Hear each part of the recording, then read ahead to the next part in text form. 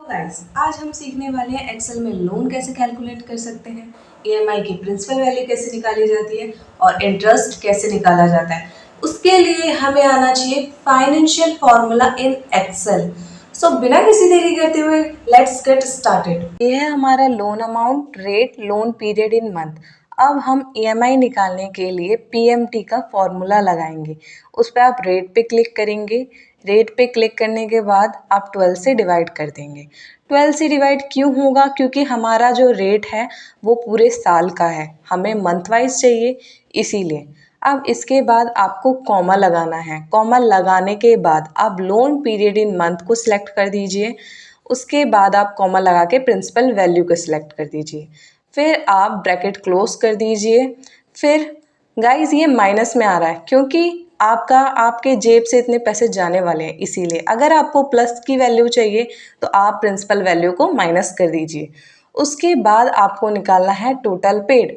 Total paid कैसे निकालेंगे? आप ईएमआई को मल्टीप्लाई कर दीजिए लोन पीरियड इन मंथ से, फिर आपका निकलेगा टोटल पेड। टोटल पेड निकालने के बाद हमें निकालना है इंटरेस्ट।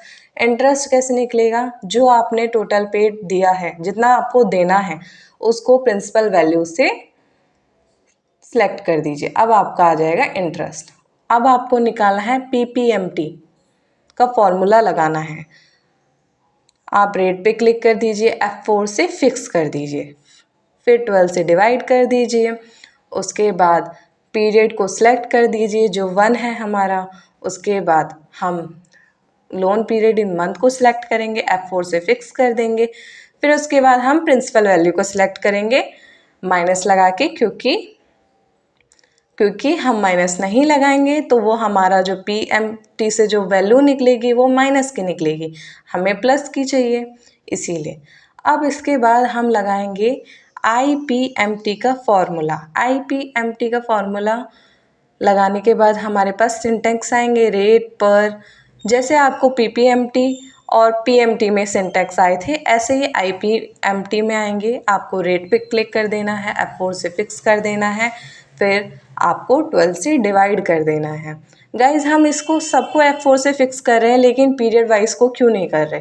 वो इसीलिए नहीं कर रहे हैं क्योंकि अगर हम पीरियड वाइज को सिलेक्ट करेंगे और ड्रैग करेंगे तो फिर सेम वैल्यू आएगी, हर रो में सेम वैल्यू आएगी। इसी वजह से हम उसको फिक्स नहीं करेंगे। अब इसके बाद आपको प्रिंसिपल वैल्यू को सिलेक्ट करना है और उसको भी F4 से फिक्स कर देना है। अब ब्रैकेट क्लोज कर दीजिए और